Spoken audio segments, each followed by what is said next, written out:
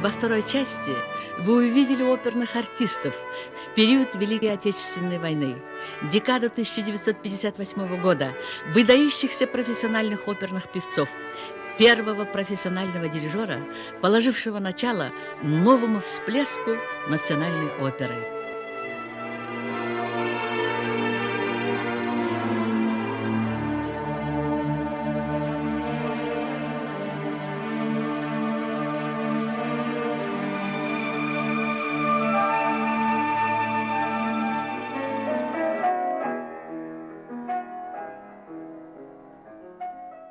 У истоков оперной режиссуры стояли Владимир Васильев и Аманкул Куттубаев. Они являются постановщиками почти всех кыргызских опер и внесли неоценимый вклад в формирование национальной режиссуры. Владимир Шахрай занимался в основном постановкой классических опер.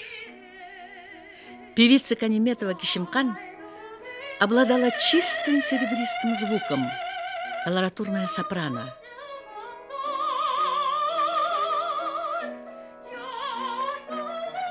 Юной, резвой она предстала в образе Канаим и сразу обратила на себя внимание. Ушла из жизни в начале своей карьеры. В 1969 году в театр приходит профессиональный оперный режиссер Куанычбек Арзиев. Свою первую постановку «Отелло» он посвятил своей жене Кайыргуль Сартбаевой. Его называли подлинным рыцарем оперы. Присвоение звания совпало с днем его смерти. Режиссеру Мустафе Ахунбаеву доступна постановка опер как классических, так и национальных. Оперу Дзержинского «Тихий дон» режиссер Ахунбаев посвятил своей жене Галине Ахунбаевой, меццо-сопрано, одной из ведущих певиц театра. Основу хорового дирижирования в оперных спектаклях заложили талантливейшие русские хормейстеры Петр Меркулов и Нина Штерн. Долгое время ведущим хормейстером театра был выдающийся профессиональный хормейстер Султан Юсупов. Тонкий знаток хорового дирижирования, много сил и энергии он отдал хору для его звучания как действующего лица оперы. Немалая заслуга в работе с хором театра принадлежит и талантливому Кеңешу Алиеву. Во всех гастрольных поездках по крупным городам Союза всегда восторгались и отмечали слаженность и певческий профессионализм хора в спектаклях театра. Профессиональный театральный художник Яков Штофер является основоположником сценографического искусства в республике. Умение художественно обобщать образное решение спектакля, зрелищность и театральность его декорации дали огромную подпитку последующему поколению художников сцены. Оформление оперы и концертов первой декады принадлежит Якову Штоферу. Анатолий Арефьев своими яркими декорациями изумлял публику. Почти все гастроли и концерты театра последующих лет в Москве проходили в его декорациях и оформлениях.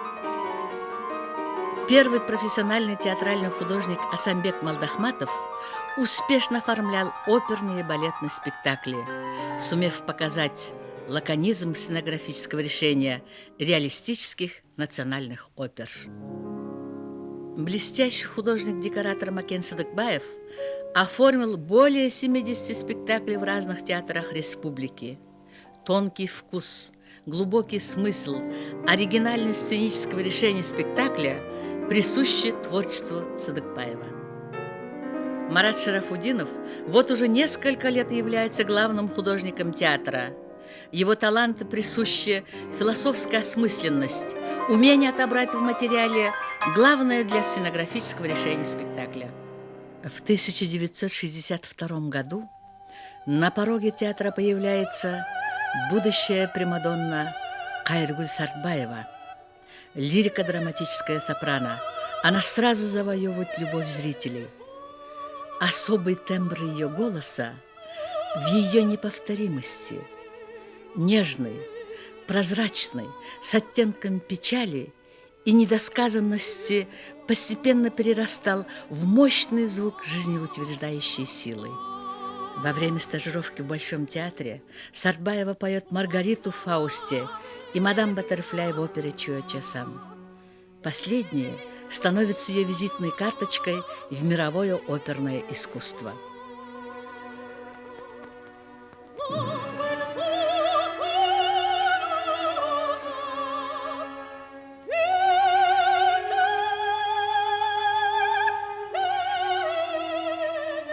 В числе лучших певиц она становится участницей международного конкурса «Мадам Баттерфляй» в Японии.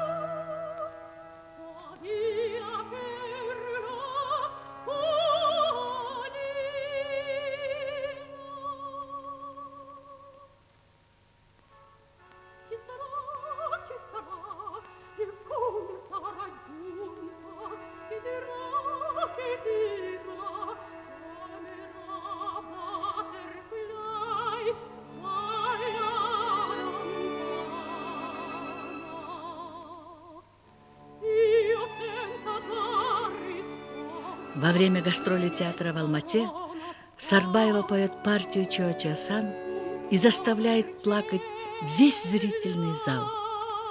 За кулисами стояли Киизбаева с Махмутовой и тоже плакали.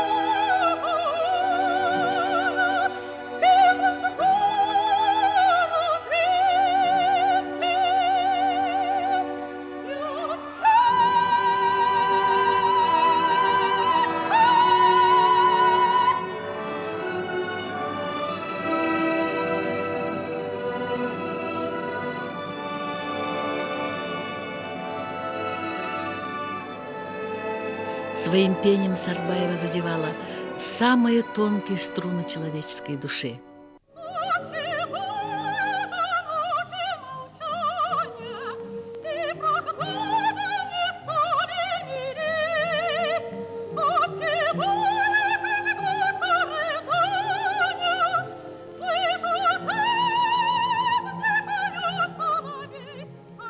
Выдающаяся певица высокого класса, Сартбаева владеет филигранной техникой, и ей искусство обошло почти все крупные оперные сцены советского государства и зарубежных стран.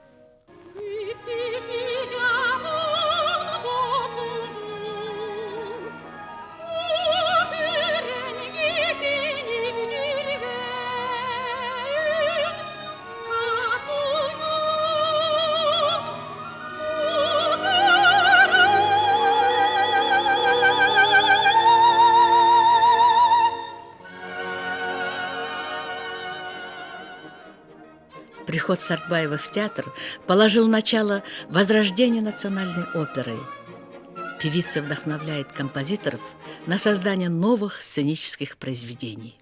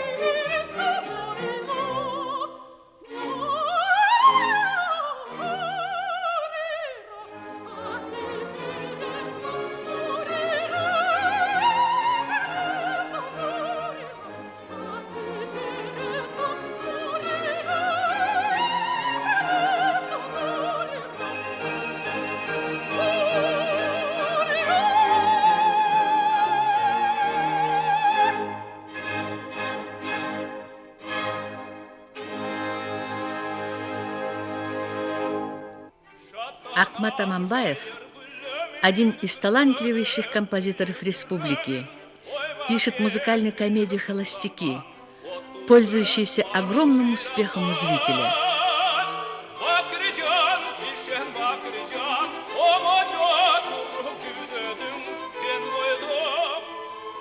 До этого он написал оперу «Айдар и Айша» совместно с композитором Сергеем Германовым. Выдающийся композитор Мухаш Абдраев, один из первых профессиональных композиторов, пишет оперы «Молодые сердца», «Олджабай и Кишимджан», «Перед бурей». Абдраеву импонировал волшебный голос Аманбека Нуртазина. Опера «Олджабай и Кишимджан» была поставлена именно для него.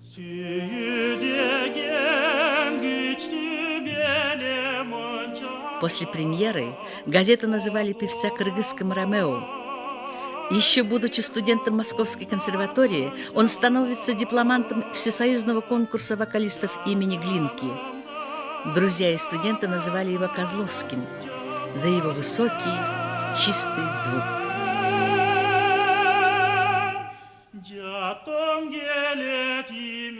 Владимир Власов благодарит певца за роль дичка в написанной им опере «Ведьма», называя Нуртазина изумительным, поющим легко, свободно и со вкусом.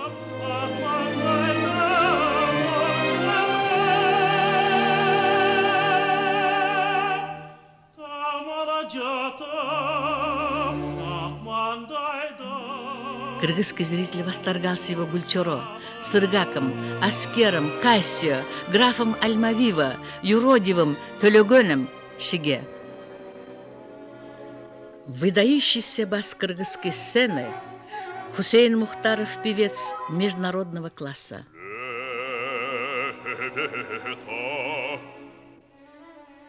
В начале сладко ветерочком чуть-чуть порхает, и как будто бы украдкой слух людской голос кает и журчит, как ручеёк. Уже через год после окончания Московской консерватории он становится лауреатом конкурса вокалистов Средней Азии и Казахстана. Во время гастролей театра в Москве в 1966 году газеты писали, что Мухтаров среди молодых певцов оставляет самое яркое впечатление. Отличный бас, хорошая сценическая внешность. На концерте, спев арию «Дон Базилио» и русскую народную песню «Эй, ухнем», имел шумный, заслуженный успех. Свой великолепно яркий темперамент продемонстрировал он в операх «Манас в партию Конгурбая» и «Вожака в оптимистической трагедии». Все сильнее с каждым часом возникает толкование. Вот гремит тут жёстким глазом, стало общим клеветание. Вот как буря разразила, загремела, покатила, с неудержною волной. Гул синей всё нарастает, уши трепещут люди. И как бомба разрывает,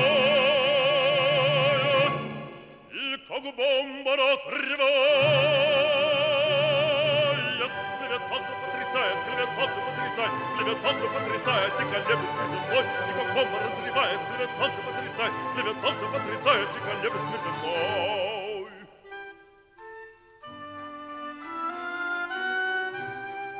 Тот же, кто был телегонения, претерпев все унижения, погибает общем мнении пораженный клеветой. Тут же, кто был телегонения, претерпев все унижения, погибает общем мнении пораженный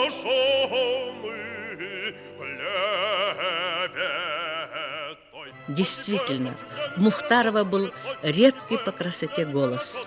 Богатый, сочный, густой бас широкого диапазона неограниченных возможностей.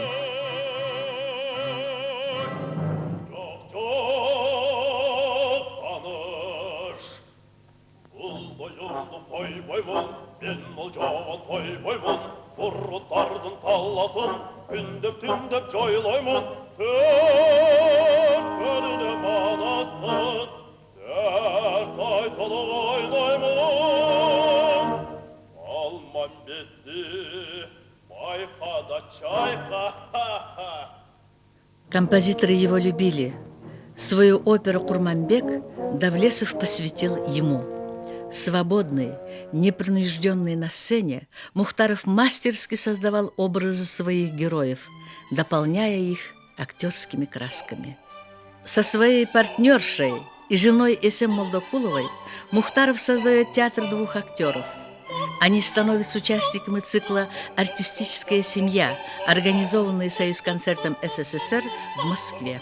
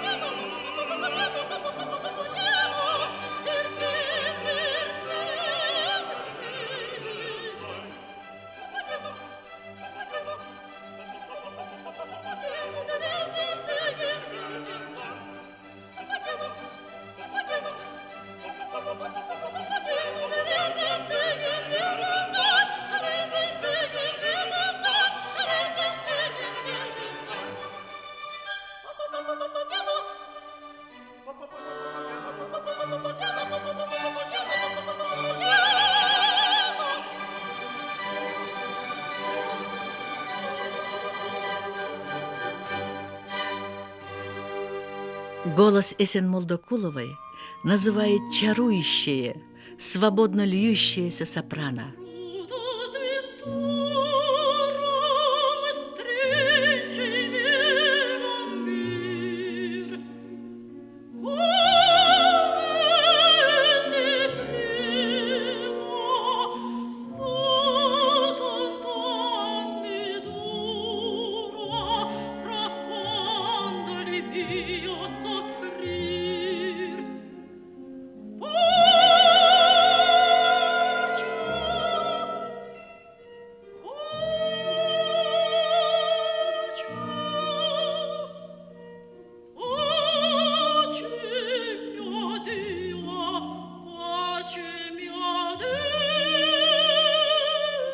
Она первая исполнительница партии Кишимджан в опере «Ольджавай и Кишимджан» Мукаша Абдраева.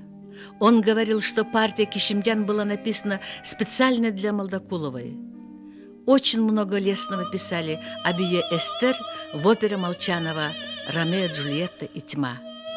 Как партнеры Мухтаров с Молдокуловой выступали в операх «Русалка», «Айчурек», «Петр I». С театром они побывали во всех зарубежных гастролях. Голос Молдокуловой, казалось, не имеет предела. Чистый, красивый звук вместе с голосом Мухтарова составляли замечательный, незабываемый дуэт. Их совместное пение очищало душу слушателя, приводя в состояние катарсиса. В 1966 году в театр приходит красивый, высокий молодой певец, баритон Эрнест Шамурзин. Он сразу завоевывает внимание своих коллег и любовь зрителя. Поет все партии своего голоса. Его коронные и любимые партии «Онегин» и «Семетей». Человек огромного трудолюбия и предельно скромный. Когда мне быть отцом-супругом, приятный жребий повелел, то, верно, кроме вас одной невесты не искал иной.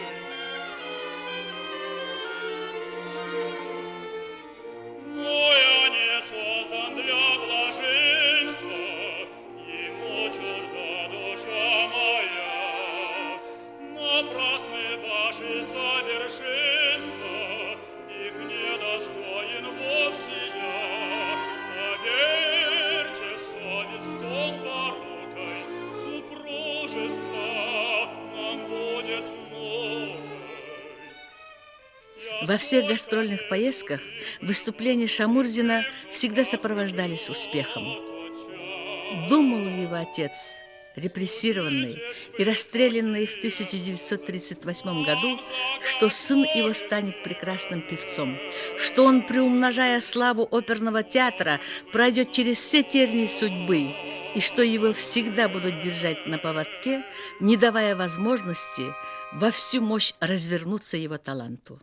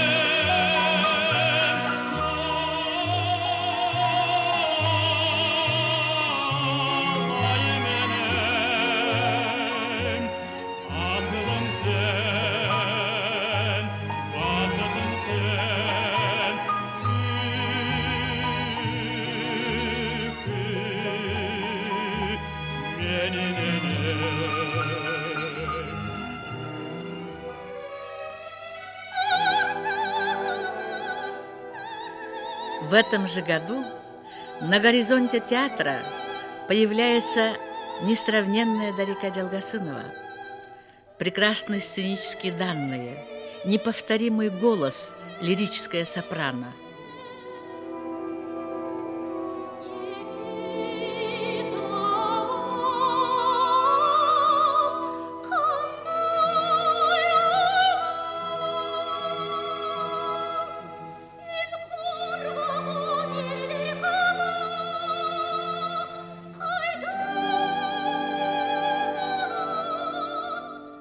Ее тембр – уникальное явление природы.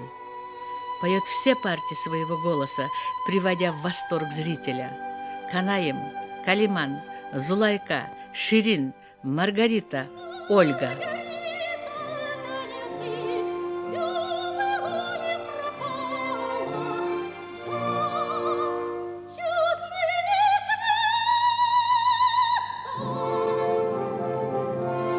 Джалгасынова готовит партии Татьяной, Чио-Чио-Сан, Мими и Виолеттой, но не успевает их реализовать. Она становится объектом пристального внимания. На нее смотрит, как на красивую куклу, которую хотелось бы всем приобрести.